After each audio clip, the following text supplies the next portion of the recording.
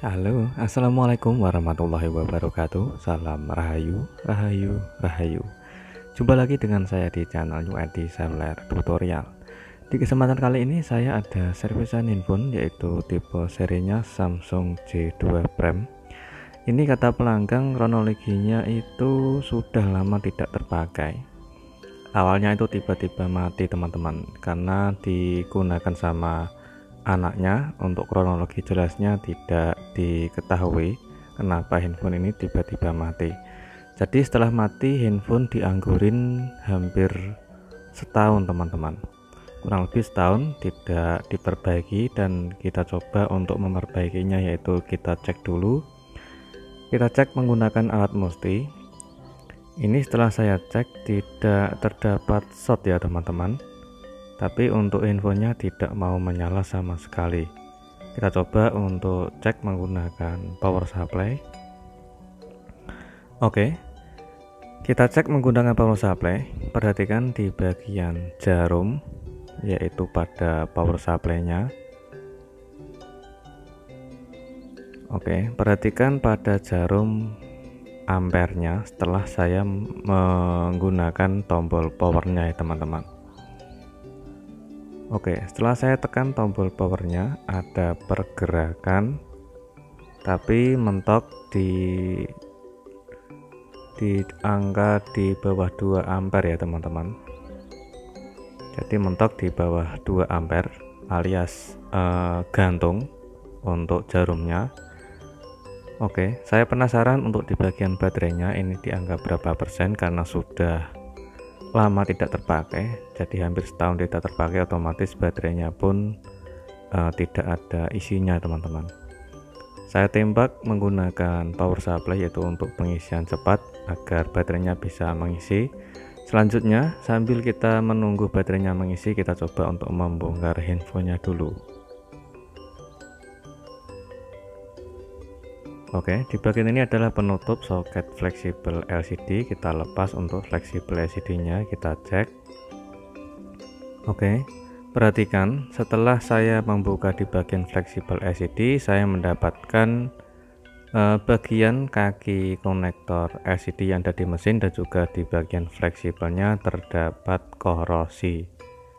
Jadi besar kemungkinan handphone ini dulunya pernah kemasukan air teman-teman. Oke, setelah kita mendapati kerusakan seperti korosi, otomatis handphone kemasukan air, kita coba untuk membongkarnya.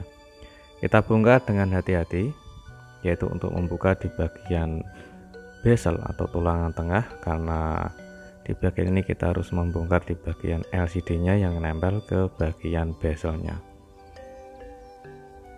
Oke, setelah kita buka untuk di bagian bezelnya, kita koreksi dulu ke semua area mesin. Oke, di bagian bawah ini terdapat jamur yang lumayan banyak, dan sedangkan untuk di bagian atas saya koreksi masih kering, hanya terdapat korosi di bagian konektor LCD-nya. Sekarang kita angkat mesinnya, kita koreksi keseluruhan di bagian mesin. Oke, saya mendapati di bagian CPU yang diganjal sama kartu SIM ya teman-teman. Oke, di bagian ini kita fokus yaitu di bagian konektor charger dan beserta di bagian area komponennya itu terdapat korosi yang sangat banyak. Sedangkan untuk di bagian CPU yang sudah diganjal sama kartu SIM saya biarkan saja, yang penting saya fokus untuk di bagian yaitu korosi yang terdapat jalur yang hangus seperti di bagian ini. Ini adalah kaki konektor LCD yang ada di mesin ya teman-teman. Oke, setelah kita mendapati di bagian area yang korosi, kita lepas untuk di bagian kameranya dulu, yaitu untuk proses membersihkan sisa korosi atau sisa jamur yang terdapat di bagian mesin. Oke, untuk membersihkan di bagian dekat mikrofon harus hati-hati ya teman-teman. Apabila kalian terlalu banyak menggunakan cairan pembersih, nanti bisa menyebabkan mikrofonnya itu juga ikut mati. Oke, setelah kita bersihkan, kita keringkan dulu, kita cek apakah ada jalur yang putus yang disebabkan oleh komponen hangus. atau bekas korosi yang terlalu lama. Oke, setelah kita koreksi untuk di bagian komponen masih utuh dan masih bersih, sedangkan untuk di bagian konektornya itu cukup lumayan ada kerak dan jamur lumayan parah teman-teman. Kita fokus untuk mengerjakan yaitu di bagian konektor LCD-nya. Di bagian konektor LCD yang ada di mesin kita bersihkan dulu dari sisa korosi dan jamurnya. Oke, setelah kita bersihkan, kita keringkan dan kita cek ulang apakah ada jalur yang terputus atau tidak. Oke, seperti inilah kondisinya setelah kita bersihkan. Untuk sisa yang hangus atau korosi atau kerak sudah hilang. Sekarang kita coba untuk melepas di bagian konektor chargernya. Karena di bagian konektor chargernya ini setelah saya koreksi di bagian kaki konektor itu sedikit banyak yang jalur putus dan korosi. Oke, setelah kita angkat untuk di bagian konektor casnya, kita bersihkan di bagian kaki yang ada di bagian PCB. Perhatikan di bagian ini kaki konektor cas atau jalur chargernya itu banyak yang hangus dan putus ya teman-teman, disebabkan oleh korosi air yang terlalu lama tidak digunakan lagi atau tidak lama di servis alias nganggur selama 1 tahun. Kita coba untuk kerik dulu di bagian kaki konektor charger yang ada di mesin. Selanjutnya kita kasih flux setelah kita kerik, yaitu untuk mengetahui jalurnya yang putus. Kita kasih T0 secukupnya saja untuk mendapati yaitu di bagian jalur kaki yang terputus. Setelah itu kita siapkan untuk konektor cas yang baru. Oke, di bagian ini saya kerik dan saya kasih T0 secukupnya saja, yaitu untuk proses pemasangan atau memancing proses pemasangan agar bisa terpasang presisi dan bisa terpasang dengan kuat. Di bagian ini kita proses pemasangan konektor chargernya.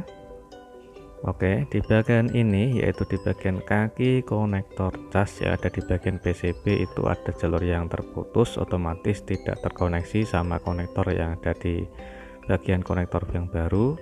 Kita jumper saja atau kita sambungkan jalur yang terputus di bagian paling samping kiri ya teman-teman. Oke, setelah kita sambungkan menggunakan kabel jumper, kita bersihkan dari sisa fluxnya. Dan selanjutnya di bagian ini konektor LCD yang ada di mesin saya coba untuk kerik dulu, yaitu untuk mengetahui jalurnya ada yang terputus atau tidak. Oke, setelah untuk di bagian konektor LCD sudah kita kerik dan sudah kita cek tidak ada jalur yang putus, selanjutnya kita coba akan mengetes terlebih dahulu. Di bagian konektor LCD atau fleksibel LCD nya harus dikoreksi terlebih dahulu. Apabila ada jalur yang putus, silahkan kalian coba koreksi terlebih dahulu. Di bagian ini kita coba untuk tes yaitu tegangan volt pada chargernya. Alhamdulillah ada volt yang masuk atau hambatan yang masuk di bagian chargernya. Sekarang kita coba untuk merakitnya kembali. Oke, kita pasang untuk di bagian kamera belakang dan kamera depan. Selanjutnya kita coba untuk cek menggunakan baterai ya teman-teman. Oke, sengaja saya langsung mencoba untuk yaitu bagian bezel, saya coba untuk rakit kembali infonya. Oke, apabila kalian masih ragu bisa dicek terlebih dahulu sebelum dirakit ya teman-teman. Oke, saya coba untuk ambil kabel charger. Alhamdulillah sudah ada tanda pengisian baterai teman-teman. Baterai di angka 19%, kita tunggu sebentar hingga sampai mengisi.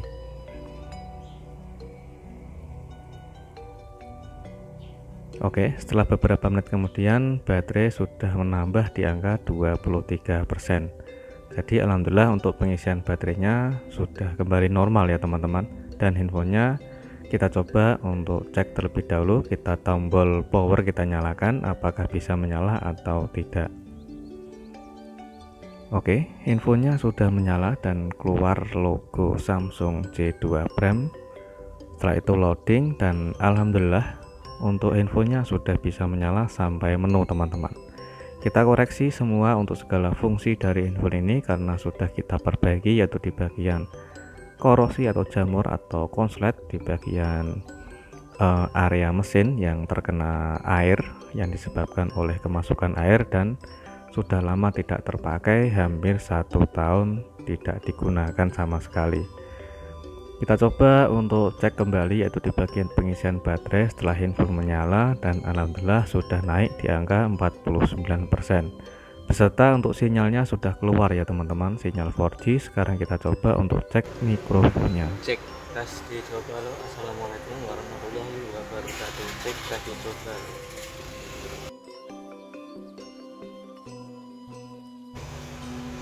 Cek tes dicoba lo. Assalamualaikum warahmatullahi wabarakatuh. Cek tes dicoba lo.